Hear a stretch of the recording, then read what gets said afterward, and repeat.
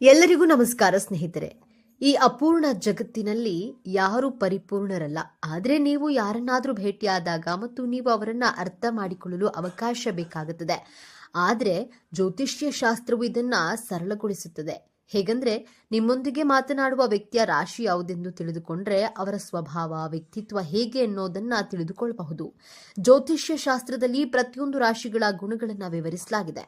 ಇದರಂತೆಯೇ ಕನ್ಯಾ ರಾಶಿಯವರ ಸ್ವಭಾವ ಹೇಗೆ, ಇವರ ಒಳ್ಳೆಯ ಗುಣಗಳೇನು, ಜ್ಯೋತಿಷ್ಯ ಚಕ್ರದ 6ನೇ ರಾಶಿ ಕನ್ಯಾ ರಾಶಿ ಬುಧದೇವನ ಆಡಳಿತಕ್ಕೆ ಒಳಪಟ್ಟಿರುವ ಈ ವ್ಯಕ್ತಿತ್ವದೊಳಗೆ ಅದೆಷ್ಟು ರಹಸ್ಯಗಳಿವೆ, ಅದೆಷ್ಟು ಕರಾಳ ಸತ್ಯಗಳಿವೆ.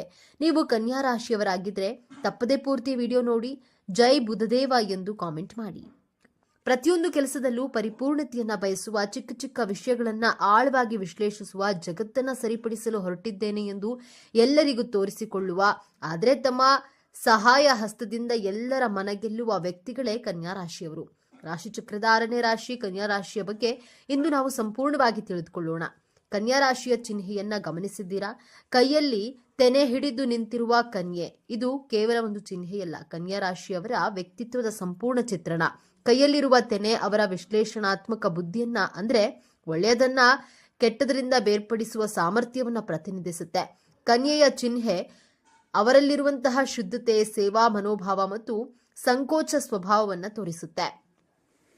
ಹೊರಗಿನಿಂದ ನೋಡಲು ಎಲ್ಲವನ್ನ ಟೀಕಿಸುವ, ತಪ್ಪುಗಳನ್ನ ಹುಡುಕುವ ವ್ಯಕ್ತಿಗಳಂತೆ ಕಂಡರೂ ಅವರೊಳಗೆ ಜಗತ್ತಿಗೆ ಒಳ್ಳೆಯದನ್ನ ಮಾಡುವ, ಎಲ್ಲವನ್ನ ಸುಧಾರಿಸುವ ಆಸೆಯೊಂದು ಅಡಗಿರುತ್ತೆ. ಈ ರಾಶಿಯ ಅಧಿಪತಿ ಬುಧದೇವ. ಬುಧನನ್ನ ಬುದ್ಧಿ, ಜ್ಞಾನ, ಸಂವಹನ, ತರ್ಕ ಮತ್ತು ವಿಶ್ಲೇಷಣೆಯ ಕಾರಕ ಎಂದು ಕರೆಯಲಾಗುತ್ತೆ. ಹಾಗಾಗಿಯೇ ಕನ್ಯಾ ರಾಶಿಯವರಿಗೆ ಹುಟ್ಟಿನಿಂದಲೇ ತೀಕ್ಷ್ಣವಾದ ಬುದ್ಧಿ, ವಿಷಯಗಳನ್ನ ಆಳವಾಗಿ ಅರ್ಥ ಮಾಡಿಕೊಳ್ಳುವ ಸಾಮರ್ಥ್ಯ ಮತ್ತು ಅಚ್ಚುಕಟ್ಟಾದ ಜೀವನ ಶೈಲಿ ಹುಟ್ಟಿನಿಂದಲೇ ಬಂದಿರುತ್ತೆ. ಅವ್ಯವಸ್ಥೆ ಮತ್ತು ಗೊಂದಲವನ್ನ ಇವರು ಸಹಿಸಲಾರರು. ಎಲ್ಲವೂ ಅದರದ್ದೇ ಆದ ಜಾಗದಲ್ಲಿ ಸರಿಯಾದ ಕ್ರಮದಲ್ಲಿ ಇರಬೇಕು ಎನ್ನುವುದು ಇವರ ಮೂಲಭೂತ ತತ್ವ. ಮೇಲ್ನೋಟಕ್ಕೆ ಇವರು ಬಹಳ ಪ್ರಾಯೋಗಿಕವಾಗಿ, ಕೆಲವೊಮ್ಮೆ ಟೀಕಾಕಾರರಂತೆ ಕಾಣಿಸಬಹುದು. ಹೆಚ್ಚು ಭಾವನೆಗಳನ್ನ ಪ್ರದರ್ಶಿಸದೆ ತಾವು ಮಾಡುವಂತಹ ಕೆಲಸದಲ್ಲಿನ ಸರಿ ತಪ್ಪುಗಳ ಬಗ್ಗೆ ಹೆಚ್ಚು ಮಾತನಾಡ್ತಾರೆ. ಆದ್ರೆ ಇದು ಅವರ ಅಹಂಕಾರವಲ್ಲ, ಅದು ಅವರ ಪರಿಪೂರ್ಣತೆಯ ಮೇಲಿನ ಪ್ರೀತಿ. ಅವರ ಮನಸ್ಸು ಒಂದು ನಿರಂತರ ವಿಶ್ಲೇಷಣಾ ಯಂತ್ರದಂತೆ. ಪ್ರತಿಯೊಂದು ಸನ್ನಿವೇಶ, ಪ್ರತಿಯೊಬ್ಬ ವ್ಯಕ್ತಿಯನ್ನ ಇವರು ಅನುಮಾನದಿಂದಲೇ ನೋಡ್ತಾರೆ. ಇನ್ನು ಸುಮ್ಮನೆ ಕುಳಿತು ಕಾಲಹರಣ ಮಾಡುವುದು ಇವರಿಗೆ ಹಿಡಿಸೋದಿಲ್ಲ. ಪ್ರತಿಯೊಂದರಲ್ಲೂ ಒಂದು ಅರ್ಥ, ಒಂದು ಉದ್ದೇಶ ಇರಬೇಕು ಎನ್ನುವುದು ಇವರ ನಂಬಿಕೆ. ಇದೇ ಅನುಮಾನ ದೃಷ್ಟಿಯಿಂದ ಅವರು ಜೀವನದಲ್ಲಿ ತುಂಬಾ ದೊಡ್ಡ ಸನ್ನಿವೇಶಗಳನ್ನ ಕಾಣ್ತಾರೆ. ಅದನ್ನ ಮುಂದೆ ತಿಳಿಸಿಕೊಡ್ತೇನೆ. ಸಾಮಾನ್ಯವಾಗಿ ಎಲ್ಲರೂ ಅಂದುಕೊಳ್ಳೋದು ಕನ್ಯಾ ರಾಶಿಯವರು ಭಾವಶೂನ್ಯರು, ಅವರಲ್ಲಿ ಪ್ರೀತಿಗಿಂತ ಹೆಚ್ಚಾಗಿ ತರ್ಕವೇ ತುಂಬಿರುತ್ತೆ ಎಂದು. ಆದ್ರೆ ಇಲ್ಲಿದೆ ನೋಡಿ ಮೊದಲ ತಿರುವು. ಕನ್ಯಾ ರಾಶಿಯವರು ಅತ್ಯಂತ ಕಾಳಜಿಯುಳ್ಳ, ಸೇವಾ ಮನೋಭಾವದ ವ್ಯಕ್ತಿಗಳು. ಹೌದು, ನೀವು ಕೇಳಿದ್ದು ಸರಿ. ಅವರ ಪ್ರೀತಿ ಮತ್ತು ಕಾಳಜಿಯನ್ನ ವ್ಯಕ್ತಪಡಿಸುವ ರೀತಿ ಬೇರೆ ಇರುತ್ತೆ.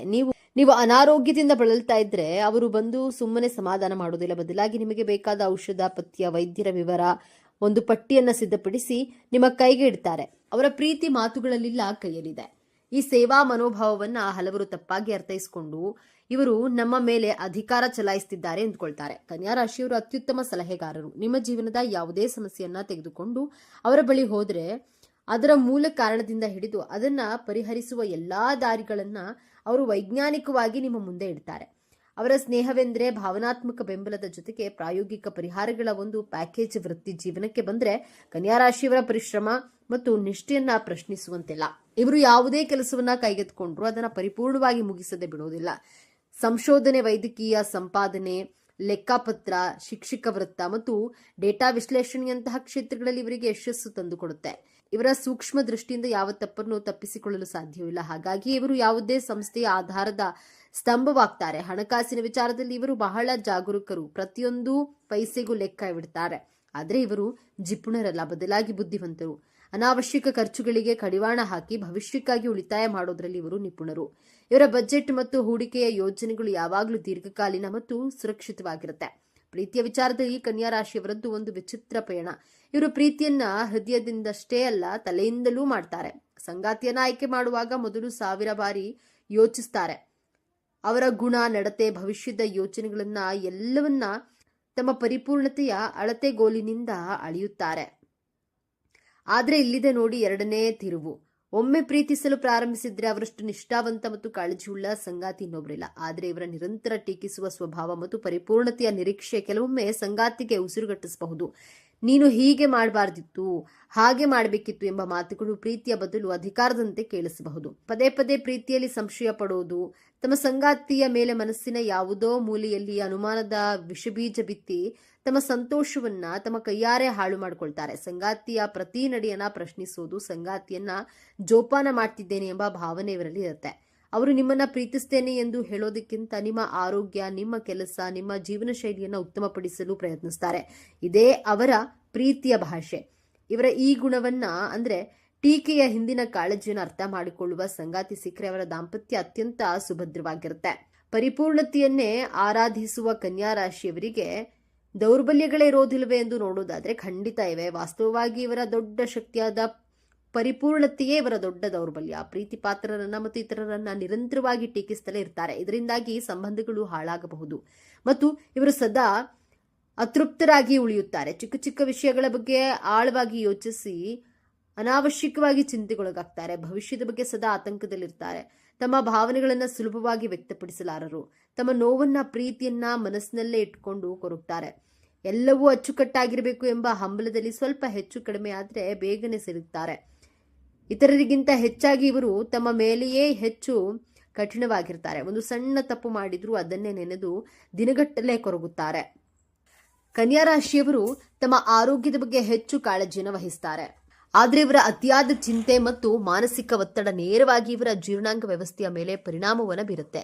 ಅಸಿಡಿಟಿ, ಹೊಟ್ಟೆ ನೋವು, ಅಲ್ಸರ್ ಮತ್ತು ನರವ್ಯೂಹಕ್ಕೆ ಸಂಬಂಧಿಸಿದ ಸಮಸ್ಯೆಗಳು ಇವರಿಗೆ ಸಾಮಾನ್ಯ. ಇವರು ಪರ್ಫೆಕ್ಟ್ ಆಗಿರಬೇಕು ಎಂಬ ಒತ್ತಡದಿಂದ ಹೊರಬರೋದು ಅತ್ಯಗತ್ಯ. ಎಲ್ಲವನ್ನ ನಿಯಂತ್ರಿಸಲು ಸಾಧ್ಯವಿಲ್ಲ ಎಂಬುದನ್ನು ಅರಿಯಬೇಕು. ಯೋಗ, ಧ್ಯಾನ, ಪ್ರಾಣಾಯಾಮ ಮಾಡೋದು ಇವರ ಚಂಚಲ ಮನಸ್ಸಿಗೆ ಶಾಂತಿ ನೀಡುತ್ತೆ. ಪ್ರಕೃತಿಯಲ್ಲಿ ಸಮಯ ಕಳೆಯೋದ್ರಿಂದ ಇವರ ಆತಂಕ ಕಡಿಮೆಯಾಗುತ್ತೆ. ಬನ್ನಿ ಈಗ ಕನ್ಯಾ ರಾಶಿಯವರ ಜೀವನದ ಅಂತಿಮ ಮತ್ತು ಅತ್ಯಂತ ದೊಡ್ಡ ತಿರುವಿನ ಬಗ್ಗೆ ಮಾತನಾಡೋಣ. ಬುಧನ ಪ್ರಭಾವದಲ್ಲಿರುವಂತಹ ಇವರು ಜೀವನದಲ್ಲಿ ಒಂದು ಸಮಸ್ಯೆಯಂತೆ ನೋಡಿ ಅದಕ್ಕೆ ಪರಿಹಾರವನ್ನ ಹುಡುಕುತ್ತಲೇ ಇರ್ತಾರೆ. ಇವರ ಜೀವನದ ಮೊದಲು ಇತರರನ್ನ ಸರಿಪಡಿಸೋದು, ಜಗತ್ತನ್ನ ಸರಿಪಡಿಸೋದು ಮತ್ತು ಪರಿಪೂರ್ಣತೆಯನ್ನ ಹುಡುಕೋದ್ರಲ್ಲಿಯೇ ಕಳೆದು ಹೋಗಿರುತ್ತೆ. ಆದ್ರೆ ಇಲ್ಲೇ ಇರೋದು ನಿಜವಾದ ಮ್ಯಾಜಿಕ್. ವಯಸ್ಸು ಹೆಚ್ಚಾದಂತೆ ಸಾಮಾನ್ಯವಾಗಿ 40 ವರ್ಷಗಳ ನಂತರ ಇವರಿಗೆ ಜ್ಞಾನೋದಯವಾಗುತ್ತೆ.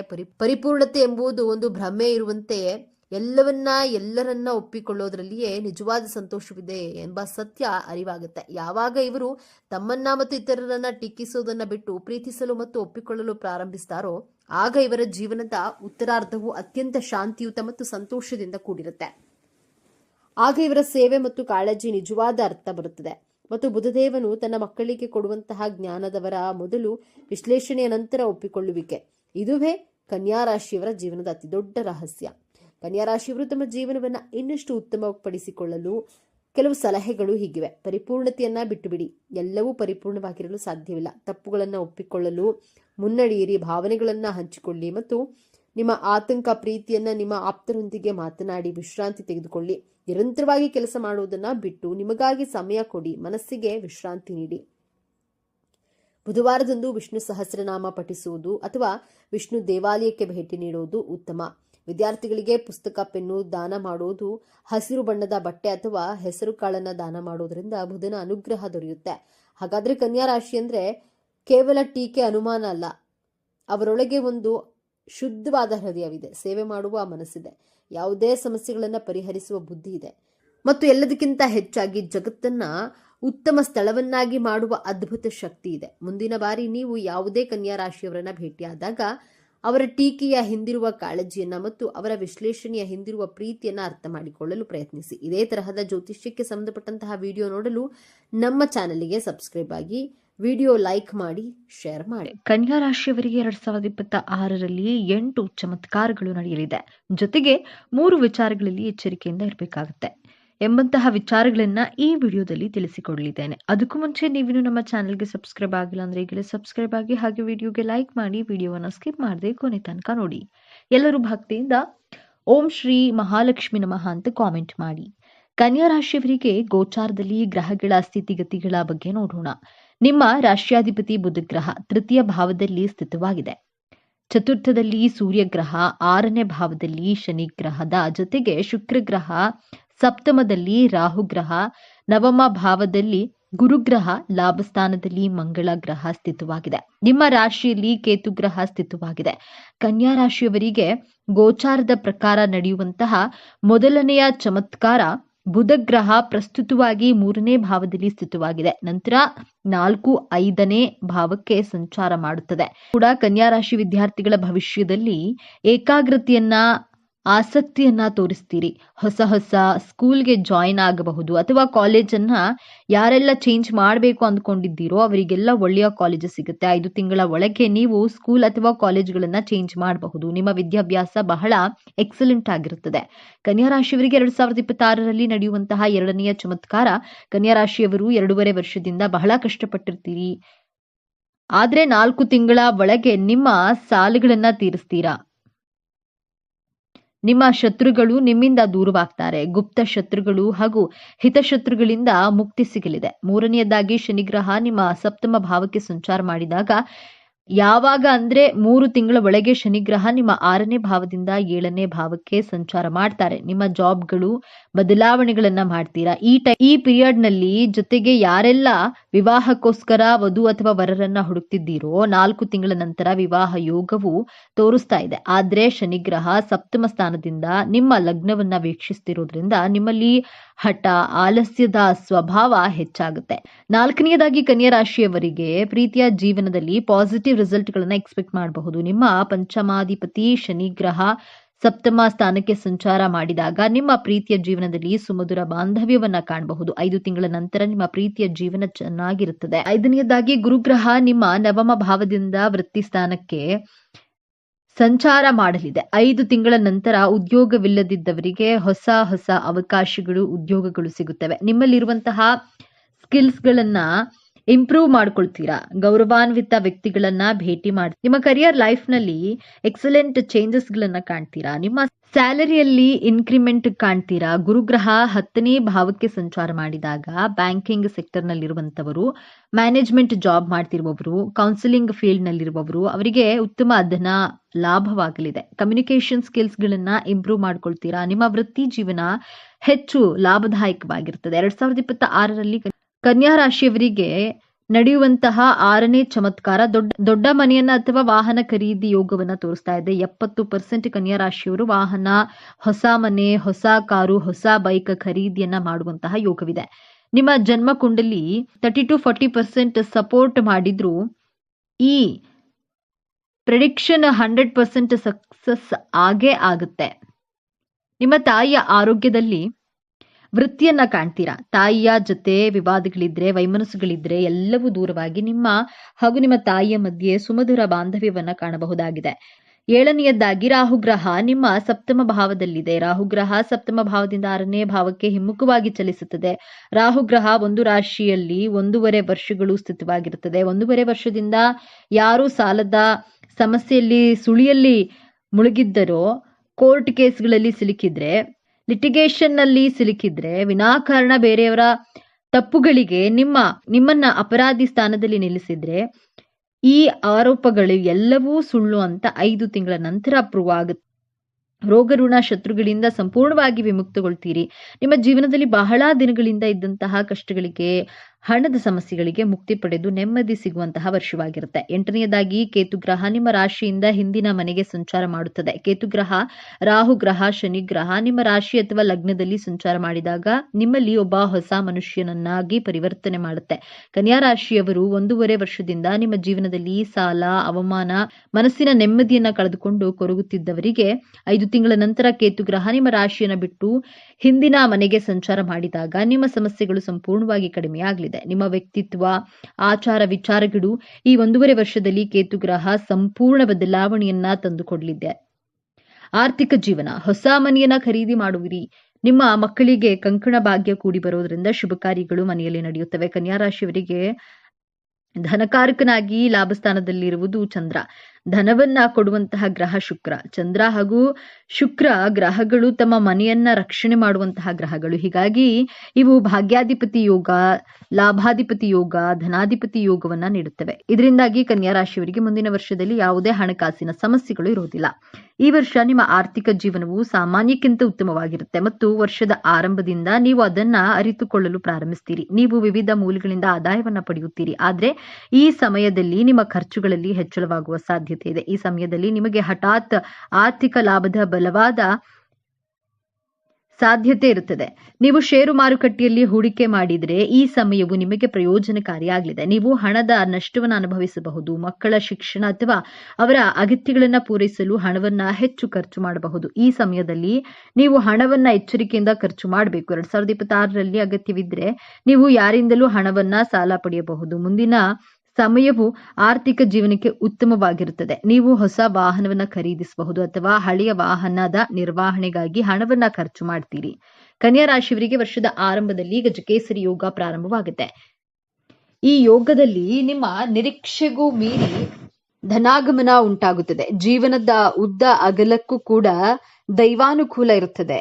ಕನ್ಯಾ ರಾಶಿಯವರಿಗೆ ಬರಬೇಕಾದ ಹಣ ಸಿಗಲಿದೆ. ಲಾಭ ಕೊಡುವಂತಹ ಮಾರ್ಗಗಳು ತೆರೆದುಕೊಳ್ಳುತ್ತವೆ. ಜಮೀನು, ಸೈಟ್, ಮನೆ ಲಾಭ ತಂದು ಕೊಡುತ್ತದೆ. ಟೆಂಡರ್ನಿಂದ ಬರಬೇಕಾದ ಹಣ, ಕೆಲಸ ಮುಗಿದಿದ್ರು ಕೈ ಸೇರದೆ ನಿಂತು ಹೋಗಿದ್ದ ಹಣ ನಿಮ್ಮ ಕೈ ಸೇರಲಿದೆ. ಗ್ರಹಯೋಗದಿಂದ 2025ರಲ್ಲಿ ನೋಡಿದ ಸಮಸ್ಯೆಗಳು ಮುಂದಿನ ವರ್ಷ ದೂರವಾಗುತ್ತವೆ. ಹೊಸದಾಗಿ ನಿರ್ಮಾಣ ಮಾಡುವ ಚಲನಚಿತ್ರ ಇಂಡಸ್ಟ್ರಿಯಲ್ಲಿ ಲಾಭ ಇರುತ್ತದೆ. ಗಣ್ಯ ವ್ಯಕ್ತಿಗಳ ಸಂಬಂಧ ಹೆಚ್ಚಾಗುತ್ತೆ. ಕನ್ಯಾ ರಾಶಿಯವರು 2026ರಲ್ಲಿ ಯಾವ ವಿಚಾರಗಳಲ್ಲಿ ಎಚ್ಚರಿಕೆಯಿಂದ ಇರಬೇಕು ಎಂದು ನೋಡೋದಾದ್ರೆ, 4 ತಿಂಗಳ ನಂತರ ಹಲ್ಲಿನ ಸಮಸ್ಯೆ, ಒಸಡಿನಲ್ಲಿ ನೋವು ಉಂಟಾಗಬಹುದು. ಬೆನ್ನು ನೋವು ಹೆಚ್ಚಾಗುವಂತಹ ಲಕ್ಷಣಗಳನ್ನ ತೋರಿಸ್ತಾ ಇದೆ. ಮೂಳೆಗಳಲ್ಲಿ ಸಮಸ್ಯೆ ಉಂಟಾಗಿರೋದ್ರಿಂದ 5 ತಿಂಗಳ ನಂತರ ನಿಮ್ಮ ಆರೋಗ್ಯದಲ್ಲಿ ಬಹಳ ಎಚ್ಚರಿಕೆಯಿಂದ ಇರಬೇಕಾಗುತ್ತೆ. 3 ತಿಂಗಳ ನಂತರ ಪಾರ್ಟ್ನರ್ಶಿಪ್ ಬಿಸ್ನೆಸ್ ಮಾಡುವವರು ಬಹಳ ಕೇರ್ಫುಲ್ ಆಗಿ ಇರಬೇಕು. ಇಲ್ಲದಿದ್ರೆ ನಿಮ್ಮ ಬಿಸ್ನೆಸ್ ಪಾರ್ಟ್ನರ್ ನಿಮಗೆ ಮೋಸ ಮಾಡುವಂತಹ ಸಾಧ್ಯತೆಗಳಿವೆ. ಹಣದ ವಿಚಾರವಾಗಿ ಯಾವ ಬಿಸ್ನೆಸ್ ಪಾರ್ಟ್ನರ್ ಅನ್ನ ನಂಬಬಾರದು. 2 ತಿಂಗಳ ನಂತರ ಯಾವುದೇ ಹಣಕ್ಕೆ ಜಾಮೀನು ಹಾಕಬಾರದು. ಯಾರಿಗೂ ಸಾಲವನ್ನ ಕೊಡಬಾರದು. ತುಂಬಾ ಕೇರ್ಫುಲ್ ಆಗಿರ್ಬೇಕಾಗತ್ತೆ. ಕನ್ಯಾ ರಾಶಿಯವರು ಪಾರ್ಟ್ನರ್ಶಿಪ್ ಬಿಸ್ನೆಸ್ ಪ್ರಾರಂಭ ಮಾಡಲೇಬೇಕು ಅಂದುಕೊಂಡಿದ್ರೆ ನಿಮ್ಮ ಜನ್ಮ ಜಾತಕವನ್ನ ಒಮ್ಮೆ ನುರಿತ ಜ್ಯೋತಿಷಿಗಳ ಬಳಿ ಪರಿಶೀಲನೆಯನ್ನ ಮಾಡಿಸಿ ನಂತರ ಪ್ರಾರಂಭ ಮಾಡುವುದು ಪಾರ್ಟ್ನರ್ಶಿಪ್ ಬಿಸ್ನೆಸ್ಗೆ. ಗೋಚಾರದ ಪ್ರಕಾರ 2026 ಗ್ರಹಗಳು ಅಷ್ಟೊಂದು ಫೇವರೇಬಲ್ ಆಗಿಲ್ಲ. ಬಹಳ ಕೇರ್ಫುಲ್ ಆಗಿ ಇರಬೇಕಾಗತ್ತೆ ಪಾರ್ಟ್ನರ್ಶಿಪ್ ಬಿಸ್ನೆಸ್ ಮಾಡುವವರು. 3ನೇದಾಗಿ 5 ತಿಂಗಳ ನಂತರ ನಿಮ್ಮ ಪ್ರೀತಿ ಹಾಗೂ ವೈವಾಹಿಕ ಜೀವನದಲ್ಲಿ ವಿನಾಕಾರಣ ಅನುಮಾನ ಪಡುವುದನ್ನ ಬಿಡಬೇಕಾಗುತ್ತೆ. ಇಲ್ಲದಿದ್ದರೆ ವೈವಾಹಿಕ ಜೀವನ ಹಾಗೂ ಪ್ರೀತಿಯ ಜೀವನದಲ್ಲಿ ವೈಮನಸ್ಸುಗಳು ಉಂಟಾಗುತ್ತವೆ.